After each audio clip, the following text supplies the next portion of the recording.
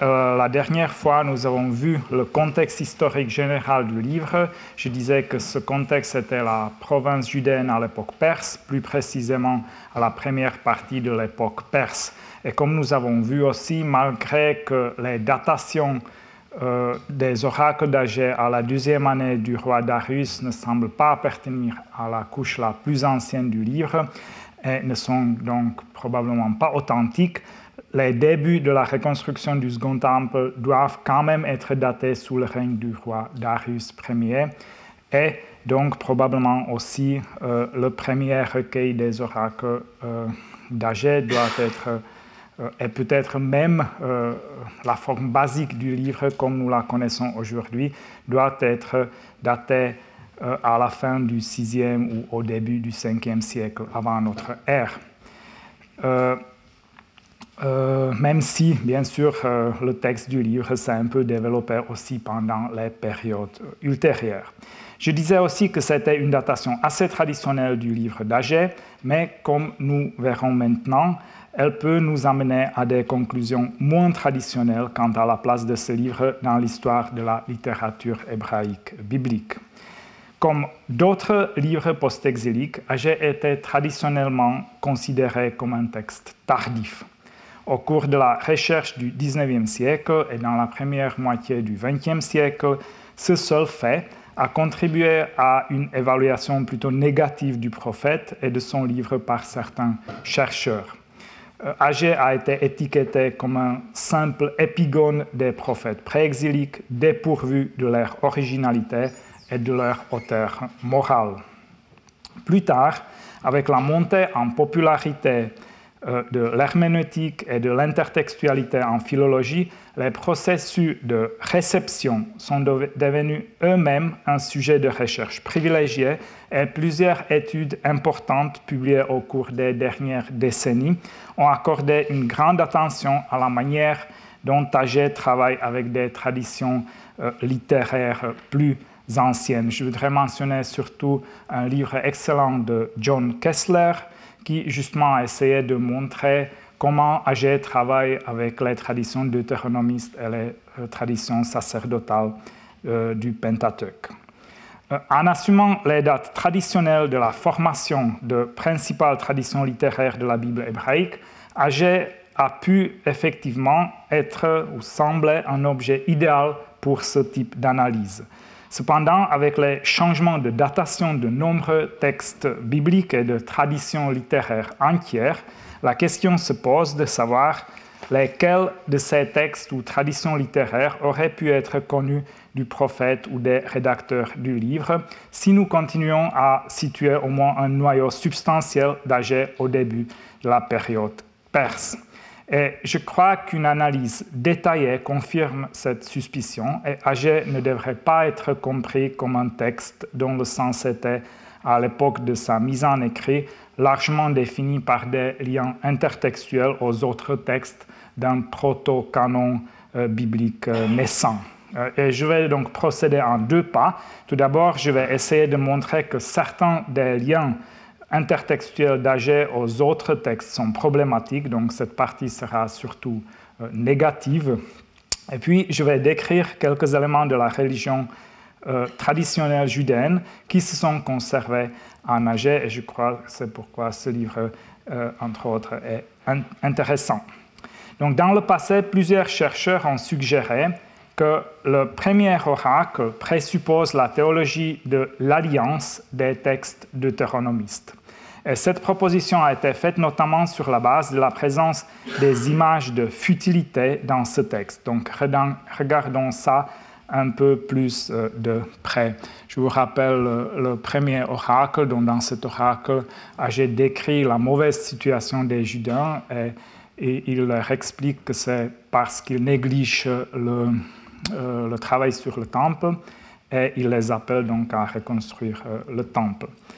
Donc, le texte de Agé 2, 5 et 7 invite les destinataires à réfléchir à leur voie, tandis que le verset 6, inséré entre ces appels, les invite à y réfléchir en fonction du parcours exemplairement infructueux de leur vie. Vous avez semé beaucoup, mais peu récolté. Vous mangez, mais sans vous rassasier. Vous buvez, mais sans être ivre. Vous vous habillez, mais sans vous réchauffer. Et le salarié gagne son salaire pour une bourse truée.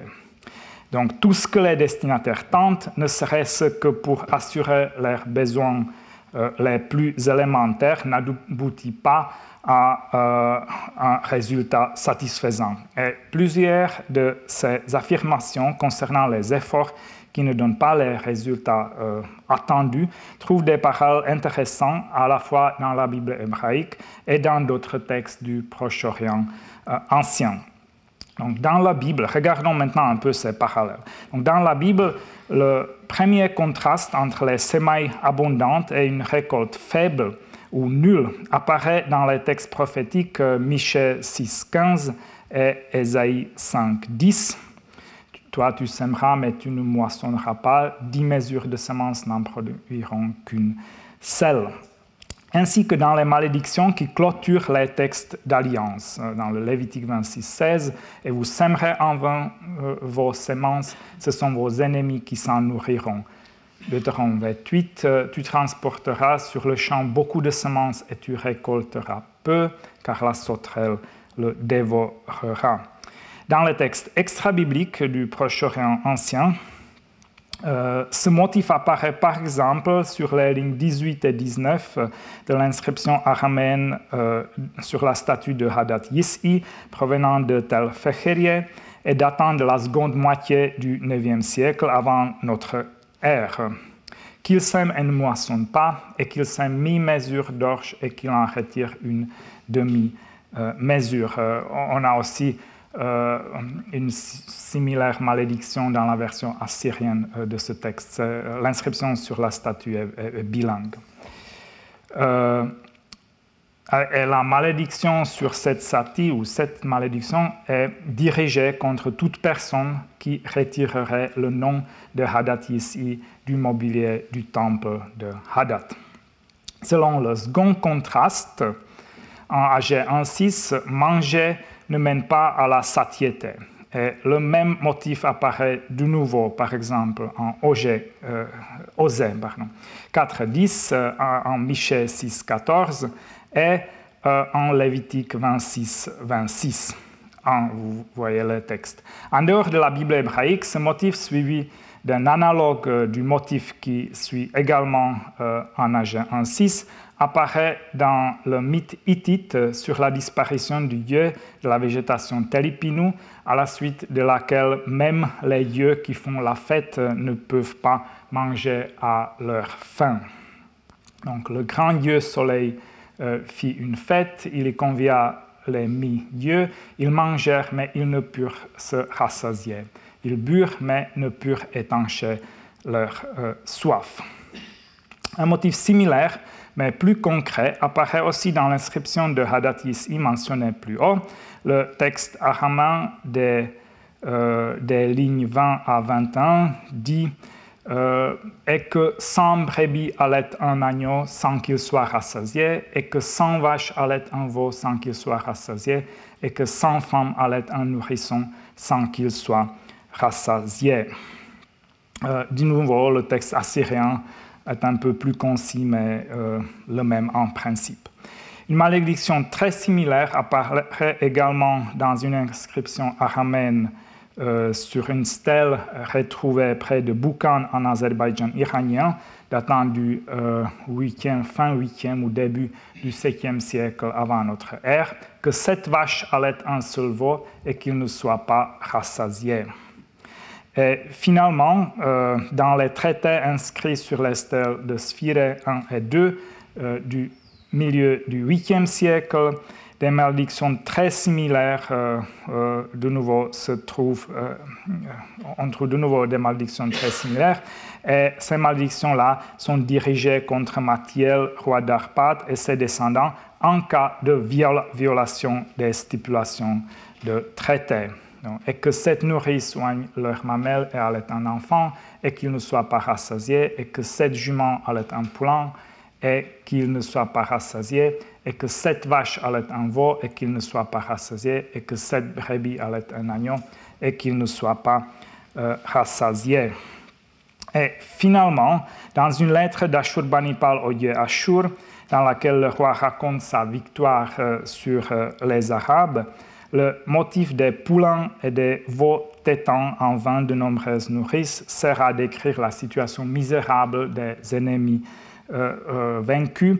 Et cette situation est bien sûr causée par la rupture de l'alliance du traité avec la Syrie et par l'activation des malédictions du traité. Et finalement, un passage parallèle se trouve également dans les annales d'Ashurbanipal. Donc, comme nous le voyons, certains des contrastes utilisés dans AG 1.6 sont donc des images traditionnelles de la futilité. Et parce que diverses expressions de futilité apparaissent relativement souvent dans les malédictions et parmi elles dans les malédictions dirigées contre ceux qui enfreignent un traité, certains chercheurs pensent que l'utilisation seule de ce type d'image dans AG présuppose ou fait allusion au contexte d'alliance de la relation entre Yahvé et le peuple. Et je crois, par là, ces chercheurs pensent aussi que ce texte d'Agé, ce premier oracle, présuppose ou fait allusion à la théologie deutéronomiste de l'Alliance. Cependant, je trouve cette conclusion problématique. Certaines des malédictions de ce type, qui sont attestées épigraphiquement, comme nous l'avons vu, apparaissent en dehors du contexte du traité. Parmi celles qui ont été mentionnées ici, il s'agit de l'inscription bilingue de Tel Fecherieh et de l'inscription araméenne de Boukan. Ces textes ne sont pas des textes de traité. Et en plus, dans le mythe hittite du dieu disparu, le motif n'a même pas la forme d'une malédiction, mais plutôt d'une description d'une situation extrêmement surnaturelle où même les dieux festoyants ne peuvent pas manger à leur faim. Et même dans la Bible hébraïque, nous avons vu que ces types d'images apparaissent effectivement dans les malédictions des textes d'alliance, mais elles sont également fréquentes dans les textes prophétiques. Et certains de ces textes prophétiques peut-être présupposent un contexte d'alliance de la relation entre Yahvé et le peuple, mais il serait très difficile, je dirais, de le prouver dans tous ces passages. Donc, le prétendu Sitz im Leben, ou la place dans la vie d'alliance des formulations utilisées dans AG 1.6, n'était, je crois, pas nécessairement évident ni pour l'auteur du texte, ni pour ses lecteurs ou auditeurs. Et en outre, même l'idée traditionnelle de la critique des formes, selon laquelle certaines formulations sont fermement liées à un certain genre et même à une place dans la vie du peuple, est elle-même problématique, puisqu'un texte en genre et plus encore des formules standardisées quittent facilement cette place lorsqu'ils deviennent littérature, comme Ernst Axel Knauf l'a bien signalé. Donc, rien ne permet de penser que l'auteur ou le rédacteur du livre d'Agé ait utilisé ces formulations dans le but de mettre en évidence que la relation entre Yahvé et le peuple visé a spécifiquement la nature d'une alliance. Donc, encore un exemple de ce type d'argument que le texte d'Agé présuppose la notion de l'alliance deutéronomiste. Selon certains chercheurs, le fait que le premier oracle présuppose une théologie d'alliance deutéronomiste se montre aussi dans son usage de quelques expressions deutéronomistes. Selon AG 1.12,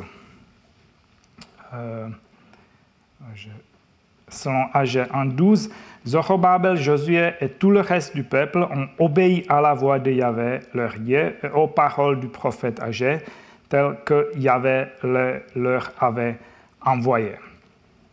Et cette expression « obéir à la voix de Yahvé », « Shama Bekol Yahvé », entendre la voix de Yahvé, est fréquente dans les textes dits deutéronomistes, ce qui a justement amené certains chercheurs à conclure que l'auteur de Agé 1.12 voyait la construction du temple comme une obligation entraînée par l'alliance entre le peuple et Yahvé, telle qu'elle est conceptualisée dans les textes deutéronomistes. Et là encore, je crois qu'une telle conclusion est douteuse. Dans le passage, dans le Deutéronome ou les passages deutéronomistes des prophètes antérieurs ou les passages deutéronomistes de Jérémie, effectivement, cette expression « entendre la voix de Yahvé » désigne souvent l'obéissance au commandement de Yahvé. Cependant, même dans ces textes, cette expression peut également être utilisée en relation avec un commandement divin spécifique et ce sens apparaît aussi dans d'autres textes. Et cela n'est pas surprenant parce que l'expression « Shama Bekol », c'est-à-dire « entendre la voix » de quelqu'un, n'est pas du tout limitée au contexte théologique.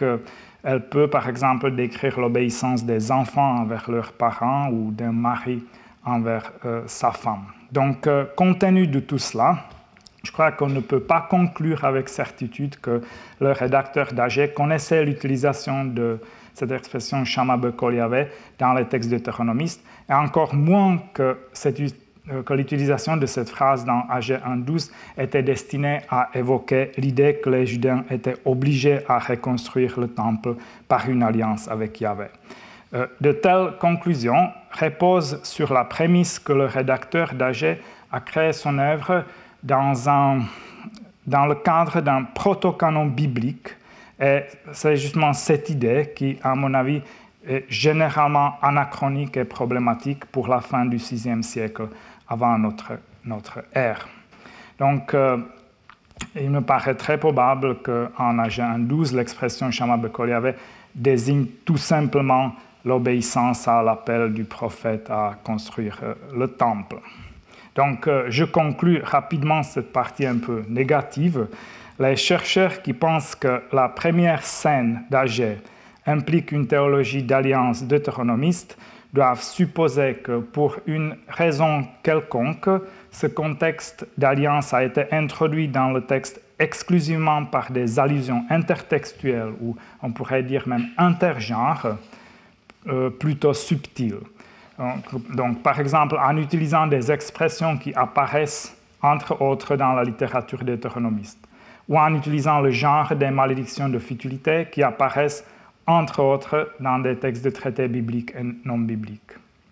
Et je crois, en y regardant de plus près, rien n'indique que l'auteur ou ses lecteurs implicites connaissent les prétendus intertextes bibliques ou que l'auteur avait des raisons spécifiques de faire allusion à l'alliance entre Yahvé et le peuple de manière aussi sophistiquée, au lieu de la thématiser directement, par exemple en reprochant au peuple de rompre l'alliance avec son Dieu. Donc, regardons maintenant un autre texte, un autre cas remarquable de l'absence d'un lien intertextuel clair dans Agé, avec d'autres textes de la Bible hébraïque, est le dialogue symbolique du prophète avec les prêtres en 2:11 à 14. Donc, qu'est-ce qui se passe ici? Agé consulte les prêtres pour obtenir une Torah, c'est-à-dire un enseignement, concernant la propagation de la sainteté et de l'impureté. Et tout d'abord, il demande si divers repas seraient sanctifiés par le contact avec un pli de vêtements dans lequel de la viande sainte a été portée auparavant.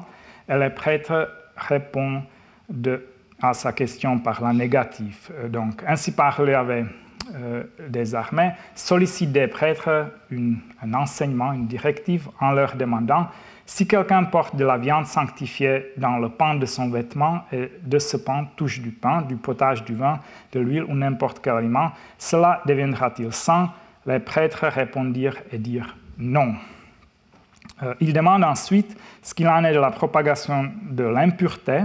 Les repas deviendront-ils impurs s'ils sont touchés par quelqu'un qui s'est souillé par le contact d'un cadavre?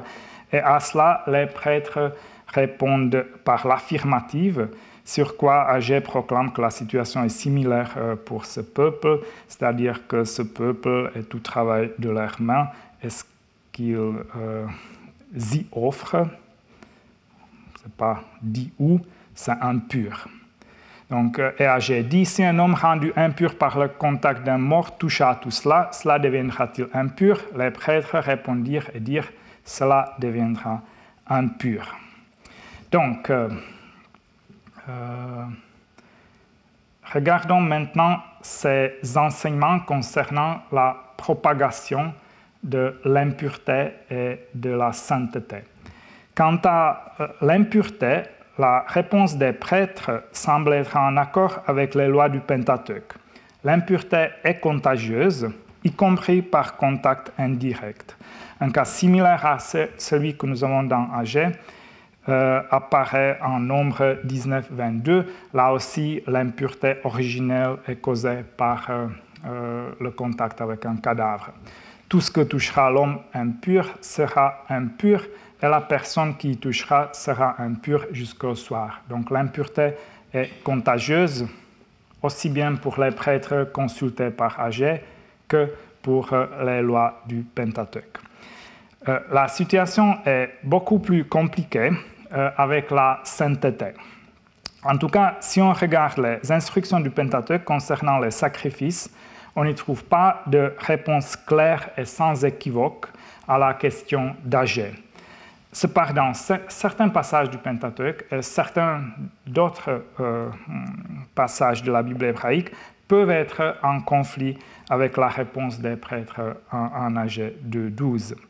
Le plus important passage est peut-être Lévitique 6, 18 à 21, qui dit à propos de la viande du sacrifice pour le péché, c'est une chose très sainte.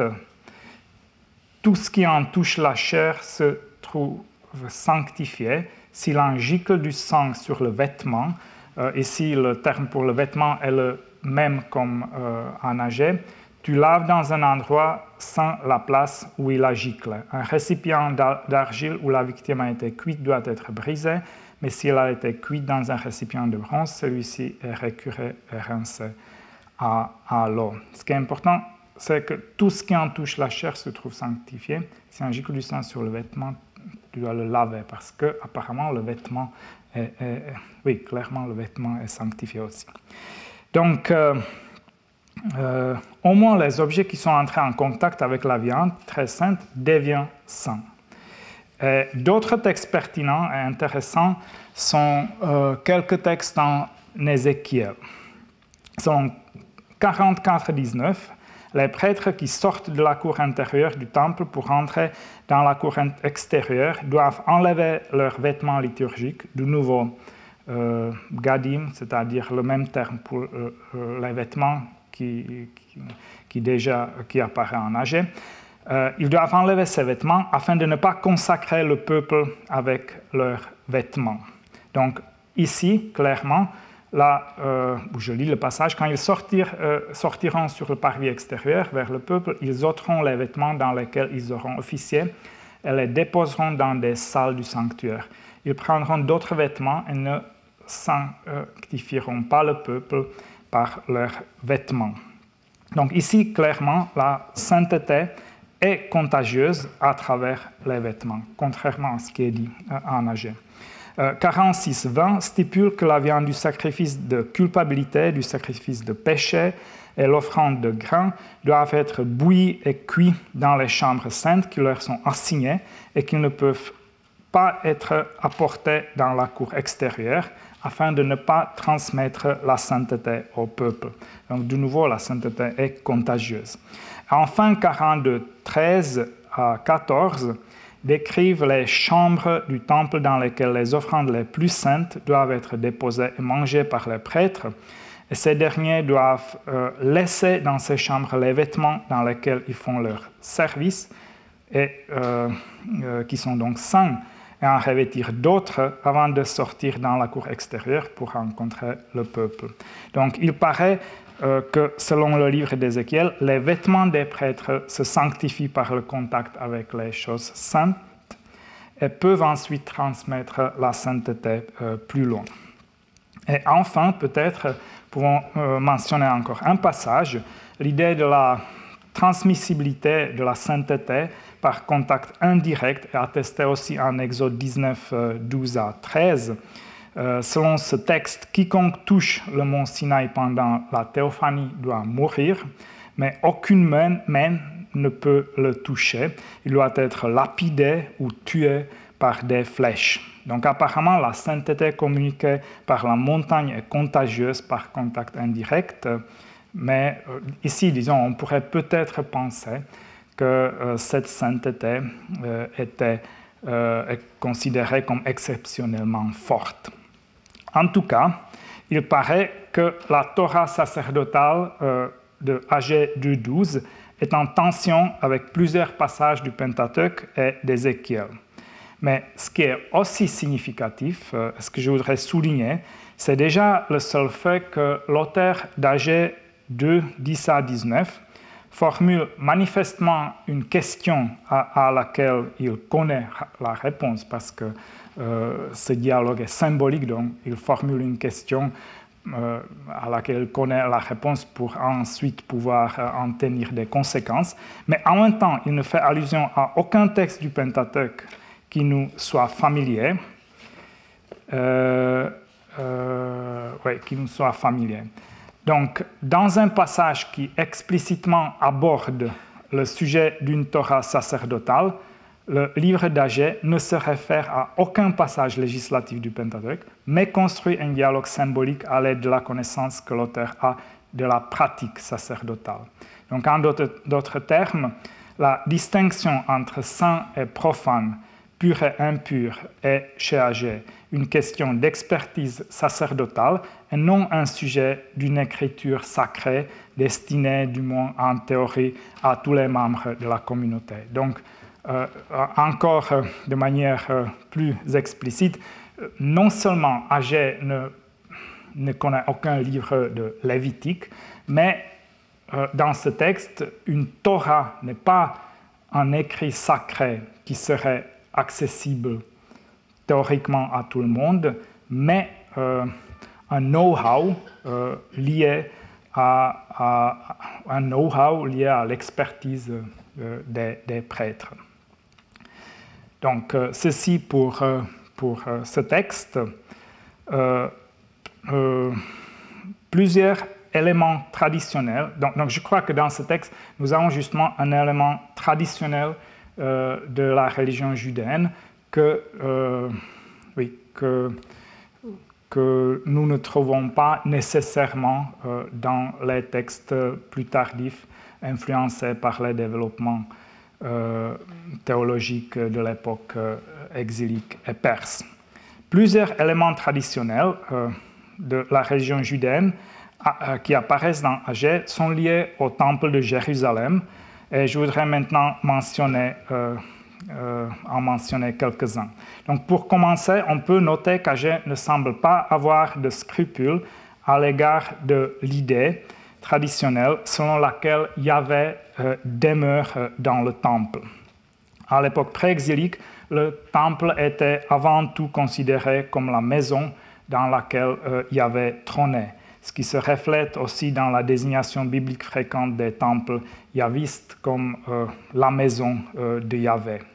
Et cette expression, la maison de Yahvé, est attestée aussi sur un ostracon d'Arad du début du VIe siècle avant notre ère. C'était clairement une désignation courante du temple. Toutefois, en réaction à la chute du temple en 586, et peut-être aussi en relation à la situation exilique des scribes judéens, des réinterprétations de la nature de la présence de Yahvé dans le temple sont apparues au cours de la période exilique et perse. Et en particulier, il faut mentionner ce qu'on appelle la théologie du nom de Yahvé, qui cherchait à limiter la présence de Yahvé dans le temple à la présence de son nom. Donc cette théologie du nom se trouve surtout en 2 Samuel 7, en 1 Roi 8. Je vais juste l'expliquer en passant. Je crois que vous connaissez tous le texte de 2 Samuel 7.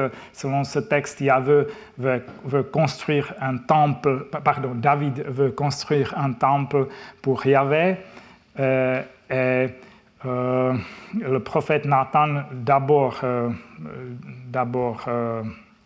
donne à ce vœu de David une réponse affirmative, mais plus tard, il est envoyé par Yahvé vers David avec un autre oracle, et dans cet oracle, il annonce à David que ce n'est pas David à Yahvé qui va construire une maison, mais Yahvé à David qui va construire, c'est Yahvé qui va construire une maison à David, c'est-à-dire une dynastie. Mais enfin, dans ce texte, on dit quand même qu'après David, il y aura un descendant de David qui va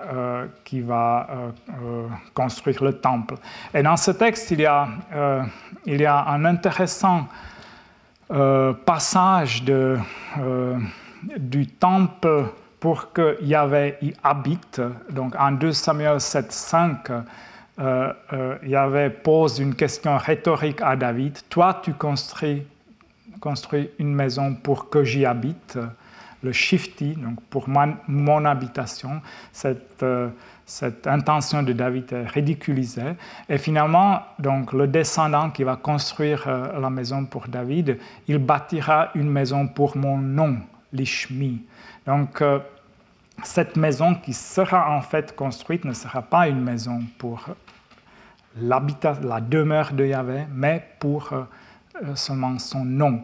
Et on a quelque chose de similaire aussi en 1 Roi 8, où Salomon pose aussi une question rhétorique. Est-ce que vraiment Dieu pourrait habiter sur la terre? Les cieux eux-mêmes et les cieux des cieux ne peuvent le contenir, etc. Et donc, après avoir posé cette question rhétorique, Salomon continue à parler du temple de Yahvé comme seulement un temple pour le nom de Yahvé. Que tes yeux soient ouverts sur cette maison jour et nuit, sur le lieu dont tu as dit, ici sera mon nom. Toi, écoute au lieu où tu habites, au ciel, écoute et pardon. Donc Yahvé habite au ciel, et le temple n'est que le temple pour son nom. Donc, comme je le disais, cette théologie du nom de Yahvé se développe probablement après 586, après la destruction du temple. Néanmoins, dans le livre d'Agé, nous n'avons pas ça. Nous n'avons, non seulement le livre utilise la terminologie traditionnelle, c'est-à-dire le temple et la maison de Yahvé, mais ce qui est plus important, ce concept traditionnel du temple comme résidence de Yahvé joue même un rôle dans la rhétorique de sa prophétie. En 1.4, le prophète pose une question rhétorique. Est-ce le moment pour vous d'habiter vos maisons couvertes, alors que cette maison-ci est en ruine? Et c'est précisément parce que le temple est compris ici, parallèlement aux maisons du peuple, comme la maison de Yahvé, que la situation peut être présentée comme scandaleuse. Et de même, au verset 9, la mauvaise situation économique des destinataires est expliquée par le fait que chacun d'eux court dans sa propre maison, alors que la maison de Yahvé est en ruine. Donc, de nouveau, c'est parce que le temple est compris comme en parallèle avec les maisons du peuple que ce comportement peut paraître scandaleux. Donc, une autre... je passe à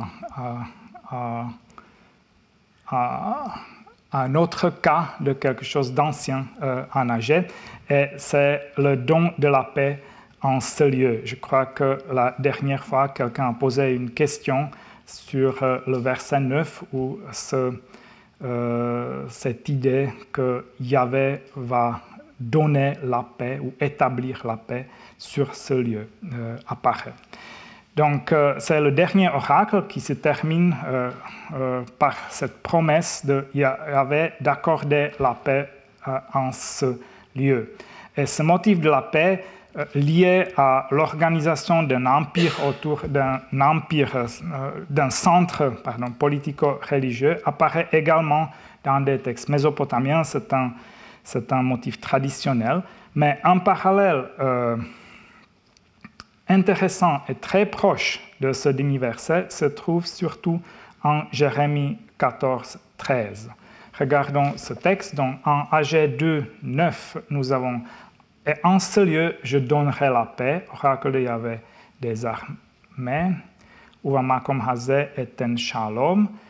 En Jérémie 14, 13, nous avons « Ah Seigneur Yahvé, voici les prophètes leur disent, vous ne verrez pas l'épée, vous n'aurez pas de famine, mais je vous donnerai une paix véritable en ce lieu. Ki shalom emet eten lachem bamakom hazeh. Vous voyez que la terminologie utilisée est très, très similaire. Or, ce qu'il faut souligner ici, c'est que en Jérémie 14, cette proclamation du don de la paix de Yahvé en ce lieu est attribuée aux faux prophètes qui, avec leur audience, sont ensuite condamnés par Jérémie. Donc ici, chez Jérémie, c'est les faux prophètes qui annoncent cette paix. On suppose généralement que Agé reprend le texte de Jérémie et plusieurs chercheurs ont essayé de montrer pourquoi la proclamation de la paix par les faux prophètes chez Jérémie est illégitime et comment ça diffère de la proclamation légitime par Agé de la même chose. Cette direction du développement littéraire est bien sûr concevable. Comme nous le verrons à ma dernière leçon, ce dernier oracle d'Agé, le dernier oracle d'Agé, réagit à un oracle du livre de Jérémie. Et Agé, ou au moins un rédacteur de son livre, ont donc probablement connu une forme plus primitive du livre de Jérémie. Donc théoriquement, oui, il est possible que Agé réagisse ici aussi au livre de Jérémie. Mais cette similarité entre Agé 2.9 et Jérémie 14, 1 à 16 peut aussi s'expliquer d'autres manières. Armin Lange, par exemple, suppose que le développement littéraire est allé dans le sens opposé et il conclut que Jérémie 14, polémique contre les espoirs qu'Agé a liés à la reconstruction du deuxième temple, en se référant à la façon dont des espoirs similaires se sont effondrés à 586. Mais on peut surtout, je dirais, imaginer que le lien entre Agé 2.9 et Jérémie 14.13 n'est pas dû à une dépendance littéraire, mais à l'histoire de la tradition. Il est assez remarquable que la proclamation de la paix à Jérusalem et à Juda est présentée dans Jérémie comme le noyau de la fausse prophétie. Si nous regardons quelques textes, en Jérémie 6.14 même, le message de ceux qui séduisent le peuple se limite à la répétition du mot « paix, paix ». Ils pensent à la légère la blessure de mon peuple en disant « paix, paix », alors qu'il n'y a point de paix. La même chose en 8.11, ils pensent à la légère la blessure de la fille de mon peuple en disant « paix, paix », alors qu'il n'y a point de paix. Et on a quelque chose de pareil aussi en Ézéchiel, où c'est juste le mot « paix » qui est le message des faux prophètes.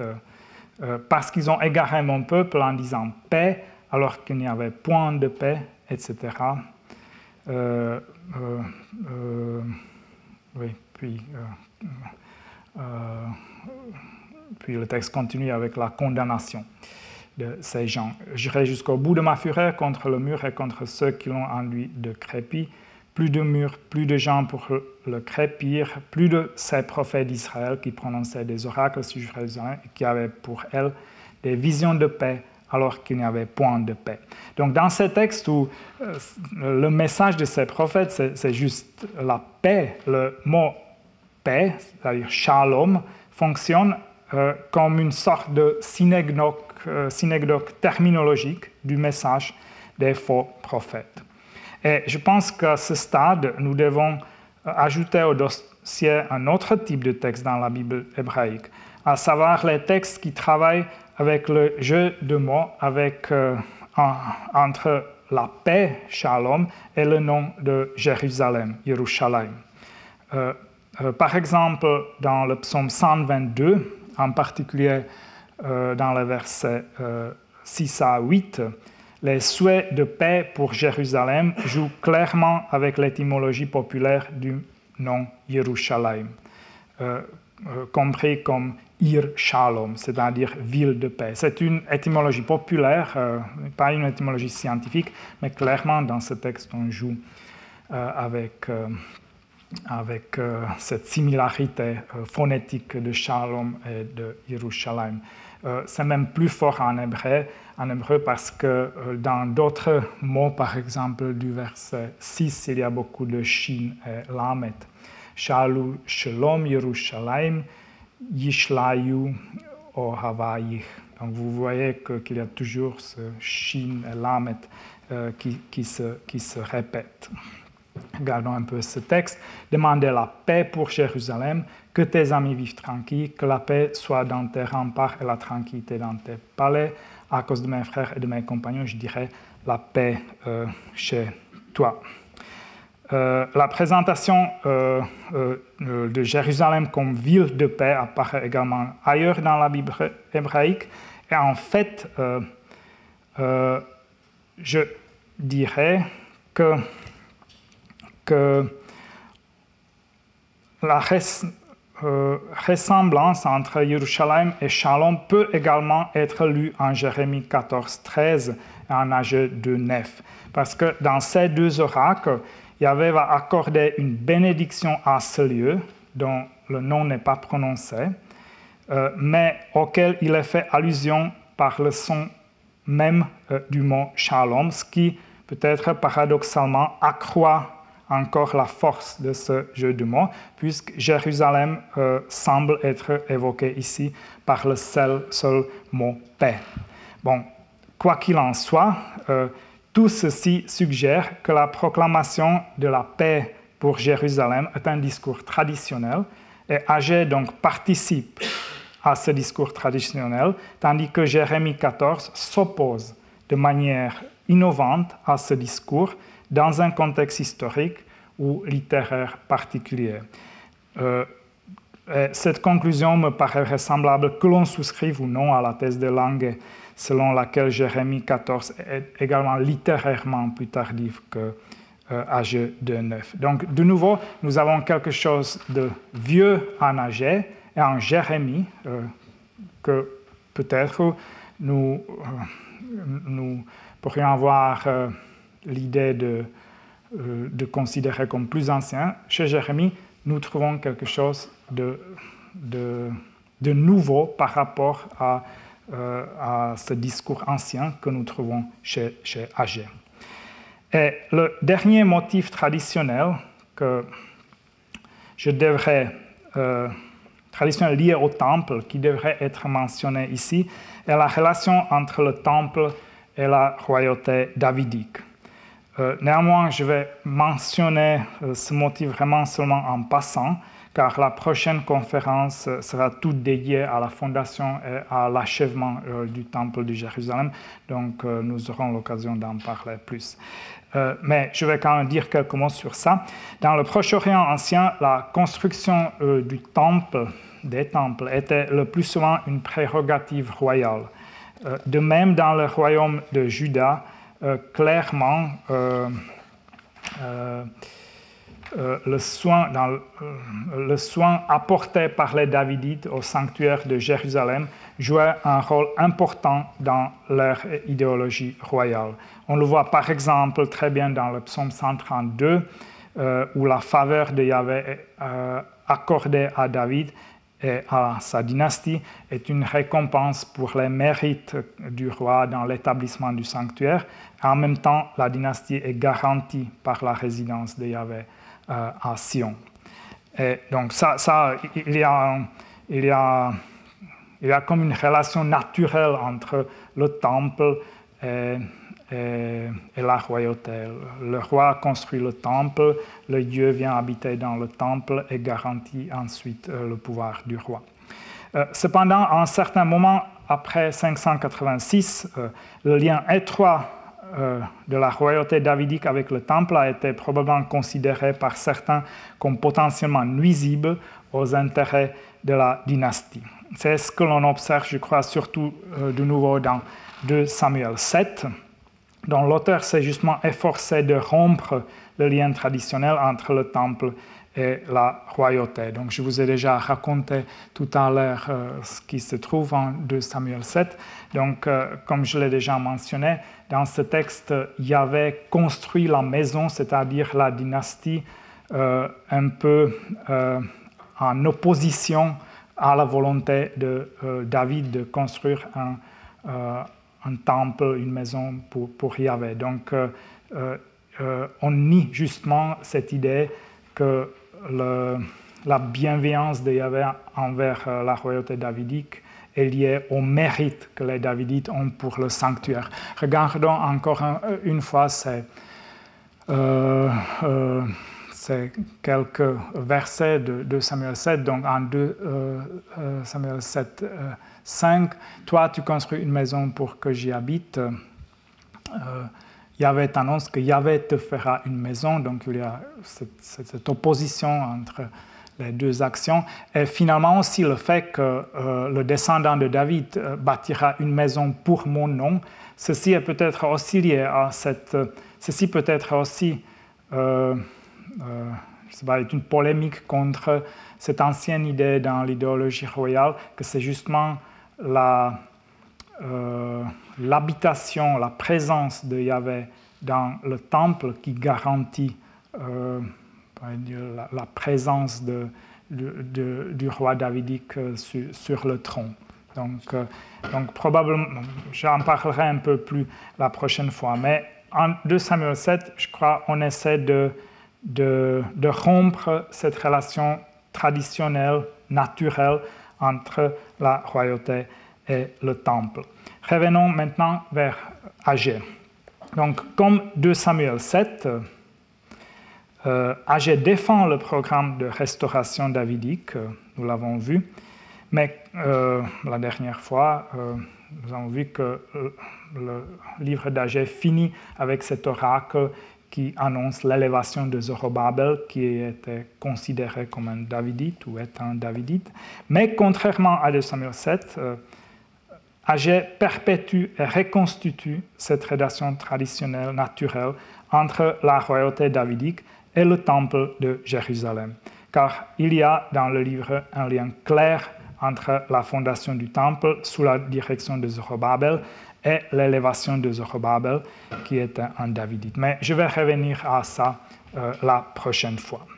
Donc, je passe à quelques conclusions. Donc, contrairement à d'autres évaluations du livre d'Agé récentes, ce tour d'horizon a établi que ce livre présente une relative rareté de relations intertextuelles avec d'autres textes bibliques. Bien sûr, comme tout autre texte littéraire et religieux ancien, le livre d'Agé s'inscrit dans le prolongement des traditions scribales et idéologiques plus anciennes. Cependant, sur le plan stylistique, il s'agit avant tout de formes et de phrases largement utilisées. Par exemple, ces malédictions de futilité, comme nous avons vu. Et sur le plan conceptuel, les oracles d'Agé travaillent avec des traditions et des concepts plus souvent liés à diverses institutions sociales que empruntés aux grandes œuvres littéraires conservées dans la Bible hébraïque. Donc, en plus de la tradition sacerdotale concernant la distinction entre ce qui est saint et pur et impur, Agé se nourrit principalement des traditions associées au temple, à l'idéologie royale de Judée et bien sûr à la prophétie judéenne. Et comme je le montrerai dans la dernière conférence, le dernier oracle est également fortement influencé par l'idéologie impériale perse. Donc, dans le cadre de l'histoire de la littérature biblique hébraïque, je crois que Agé peut être considéré comme un livre relativement ancien qui nous offre une petite mais intéressante fenêtre sur plusieurs aspects traditionnels de la religion judéenne, le plus souvent non influencés par certains des développements théologiques importants des périodes exiliques et perses. Comme nous l'avons vu, Agé n'a pas de scrupule à travailler avec l'idée traditionnelle du temple comme lieu d'habitation de Yahvé. La distinction entre le pur et l'impur et le saint est une question de pratique sacerdotale et non un sujet d'une écriture sacrée destinée, au moins théoriquement, à tous les membres de la communauté. Il y a une relation naturelle entre le soin du temple de Jérusalem et le règne d'un souverain davidique et la construction du temple légitimant le pouvoir du souverain. Et Agé 2.9 contient le motif traditionnel de la paix annoncée à Jérusalem, rejeté de manière innovante en Jérémie 14, où cette promesse est attribuée aux faux prophètes. Je crois que malgré la brièveté d'Agé, cette liste d'exemples pourrait être étendue, mais je n'en ajouterai qu'un seul.